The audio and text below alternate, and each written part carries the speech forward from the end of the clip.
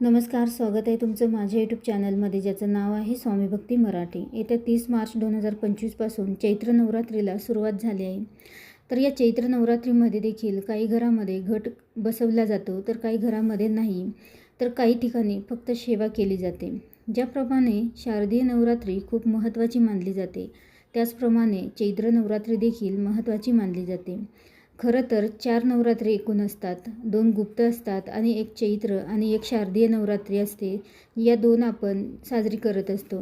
ज्याप्रमाणे शारदीय नवरात्री यामध्ये देवीच्या 9 रूपांची पूजा आणि सेवा केली जाते, त्याचप्रमाणे या चैत्र नवरात्रीमध्ये देखील देवीच्या 9 रूपांची पूजा आणि सेवा केली जाते। तर चैत्र नवरात्रीमध्ये दुर्गाष्टमी खूप महत्त्वाची असते। शारदीय नवरात्रीमध्ये देखील दुर्गाष्टमी ही खूप महत्त्वाची असते।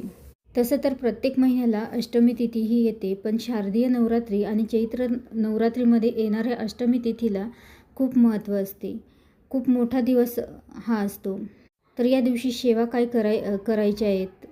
5 एप्रिलला यावर्षी दुर्गाष्टमी ही आलेली आहे, तर या दिवशी सेवा आपल्याला अजिबात चुकवायच्या नाही। तर या दिवशी सेवा काय करावी, यासोबतच काही उपाय देखील आपल्याला या दिवशी करायचे आहेत, तर ते कोणते, तर याबद्दलची संपूर्ण माहिती आपण या व्हिडिओमध्ये बघणार आहोत। तर व्हिडिओ स्किप न करता संपूर्ण बघा आणि जे कोणी नवीन असेल या चॅनलवरती तर सबस्क्राईब करा। तर या दिवशी आपल्या दरवाजाला 64 योगिनी हा यंत्र लावावे। तर हे का लावावे, तर आपल्या घरामध्ये येणारा प्रत्येक माणूस हा चांगलाच असतो, चांगल्याच दृष्टीने येतो असं नाही। तर ते तोंडावर खूप गोड असतात, खूप गोड बोलतात, पण मागे ते वाईट आपल्याबद्दल बोलत असतात।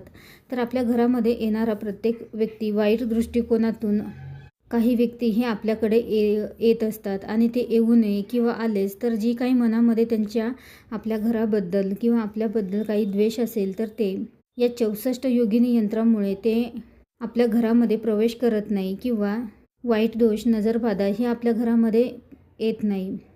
तर तुमचं घर भाड्याचं असेल किंवा स्वतःचं असेल, तरीही तुम्ही हे 64 योगिनी यंत्र हे लावू शकता। तर दुर्गाष्टमीच्या दिवशी दिवसभरामध्ये केव्हाही तुम्ही हे यंत्र तुमच्या मुख्य दरवाजाला लावू शकता। तर यामध्ये वास्तुयंत्र असते, 64 योगिनी यंत्र हे देखील असते। तर दिवसभरामध्ये तुम्ही केव्हाही या दुर्गाष्टमीच्या दिवशी तुम्ही हे यंत्र लावू शकता।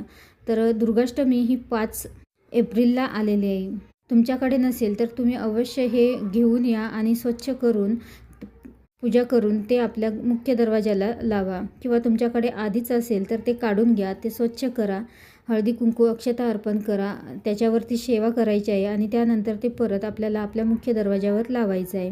स्वच्छ करताना तुम्ही गुलाबजल किंवा साध्या पाण्याने देखील तुम्ही स्वच्छ करू शकता। स्वच्छ केल्यानंतर पूजा करायची आहे आणि त्यानंतर आपल्याला 11 माळी श्री स्वामी समर्थ या मंत्राचं पठण करायचं आहे आणि त्यानंतर आपल्याला आपल्या मुख्य दरवाजावर बाहेरच्या बाजूने लावायचं आहे। म्हणजे समोरच्या व्यक्ती आल्यानंतर त्याला ते प्रथम दिसेल आणि त्याच्या मनात जे काही द्वेष असेल, वाईट बाधा, वाईट नजर जे काही असेल ते तिथेच नष्ट होईल। तुम्ही आधी लावले असेल तर ते काढून घ्या आणि ते स्वच्छ करून त्याच्यावर सेवा करून ते परत लावा। त्यासोबतच ज्यांना या अष्टमीला जमणार नाही, तर त्यांनी कोणत्याही शनिवारी तुम्ही हा यंत्र लावू शकता। त्यानंतर आपल्याला एक लवंगांचा अतिशय प्रभावी असा एक उपाय करायचा आहे, तर तो देखील आपल्याला या दुर्गाष्टमीच्या दिवशीच करायचा आहे। दुर्गाष्टमीच्या दिवशी आई भगवतीची सेवा करणं खूप महत्त्वाचं मानलं गेलं आहे आणि यासोबतच माता लक्ष्मीचीही आपल्याला या दिवशी सेवा करायची आहे। त्यासोबतच कुलदेवीची देखील सेवा करावी। तर कुलदेवीच्या टाकावर किंवा फोटो असेल किंवा मूर्ती असेल, तर त्यावरती आपल्याला लवंगांचं अर्चन करायचं असतं। तर लवंग हे माता लक्ष्मीला, आपल्या कुलदेवीला अतिशय प्रिय आहे। ज्याप्रमाणे कुंकुमार्चन आपण करत असतो, त्याचप्रमाणे आपल्याला लवंगांचं अर्चन करायचं आहे।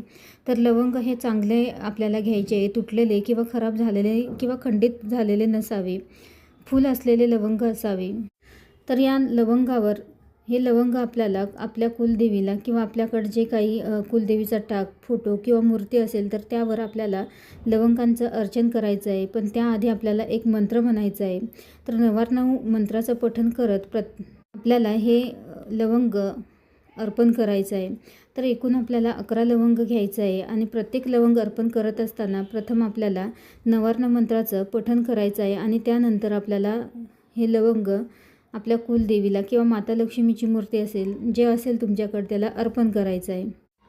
सेवा झाल्यानंतर या लवंगांचं काय करावे, तर रोज तुम्ही घरामध्ये तुम्ही स्वतः किंवा घरातल्यांनी तुम्ही खाऊ शकता किंवा चहामध्ये टाकून देखील तुम्ही खाऊ शकता. तुम्हाला मासिक धर्म असेल तर घरातील कोणालाही तुम्ही करायला ही सेवा सांगू शकता. विटाळ सुतक असेल तर तुम्ही ही सेवा करू नका. तसेच कुंकुमार्चनही आपल्याला करायचं आहे. तर दुर्गाष्टमीला कुंकुमार्चन हे झालंच पाहिजे. श्रीयंत्रावर माता लक्ष्मीची मूर्ती असेल किंवा कुलदेवीची मूर्ती किंवा टाक असेल किंवा श्रीयंत्र असेल तर जे असेल तुमच्याकडे त्यावर तुम्ही या अष्टमीच्या दिवशी अवश्य आवर्जून कुंकुमार्चन देखील करा. अतिशय प्रभावी या सर्व सेवा आहेत. त्यानंतर आपला उद्योगधंदा चांगला चालावा त्यासाठी आपल्याला 16 लवंगा घ्यायच्या आहे. तर या लवंगा देखील स्वच्छ आणि कुठेही तुटलेल्या किंवा खराब झालेल्या नसावा अखंड लवंगा घ्यायच्या आहे. तर एका वाटीमध्ये आपल्याला या 16 लवंगा घ्यायच्या आहे. त्यानंतर आपल्या उजव्या हातामध्ये एक लवंग घ्यायची आहे आणि आपल्याला महालक्ष्मी अष्टकमचं पठण करायचं आहे. तर ही देखील सेवा खूप प्रभावी आहे. असं करून आपल्याला एक एक करून आपल्या उजव्या हातामध्ये एक एक करून लवंग घ्यायचे आहे आणि प्रत्येक लवंगावर आपल्याला महालक्ष्मी अष्टकमचं पठण करायचं आहे. तर असं आपल्याला 16 वेळा महालक्ष्मी अष्टकमचं पठण करायचं आहे. आणि हे सर्व झाल्यावरती आपल्याला या सर्व लवंगांवर आपली सेवा झाल्यानंतर या सर्व लवंगा एका लाल कपड्यामध्ये घ्यायची आहे आणि त्याची एक पोटली तयार करायची आहे आणि त्यावरती हळद कुंकू अक्षता अर्पण करायचे आहे आणि माता लक्ष्मीला प्रार्थना करायची आहे की मी जे काही प्रामाणिकपणे कष्ट करत आहे त्याला यश मिळू दे, बरकत मिळू दे अशी प्रार्थना करा. आणि ती पोटली तुमचं जो काही व्यवसाय असेल त्या ठिकाणी तुम्ही जिथे गल्ला ठेवता, ज्या ठिकाणी तुम्ही पैसे ठेवता तर त्या ठिकाणी आपल्याला ही पोटली ठेवायची आहे किंवा तुम्ही घरात देखील तुमच्या तिजोरीमध्ये ही पोटली ठेवू शकता. त्यानंतर शारदीय नवरात्रीमध्ये तुम्ही परत ही सेवा करावी. तर याप्रमाणे आपल्याला या सेवा अष्टमी तिथीला दिवसभरामध्ये तुम्ही या सेवा केव्हाही करू शकता. यासोबतच महालक्ष्मी अष्टकमचं 16 वेळा पठण करा किंवा श्रवण देखील तुम्ही या दिवशी करू शकता. या काळामध्ये दुर्गा सप्तशतीचं पाठ देखील तुम्ही अष्टमीच्या दिवशी करू शकता. म्हणजे तुमच्याकडनं या चैत्र नवरात्रीमध्ये एकदा देखील तुमच्याकडनं दुर्गा सप्तशतीचं पठण झालं नसेल तर तुम्ही अष्टमी तिथीला अवश्य एक पाठ तरी दुर्गा सप्तशतीचं करा. किंवा ते शक्य नसेल तर तुम्ही सिद्धकुंजिका स्तोत्रमचे 11 वेळा पठण देखील करू शकता. तर अवश्य तुम्ही या दुर्गाष्टमीला या सेवा करा. अतिशय प्रभावी अशा या सेवा आहे. व्हिडिओ आवडला असेल तर लाईक करा, कमेंट करा, शेअर करा आणि सबस्क्राईब करा. श्री स्वामी समर्थ.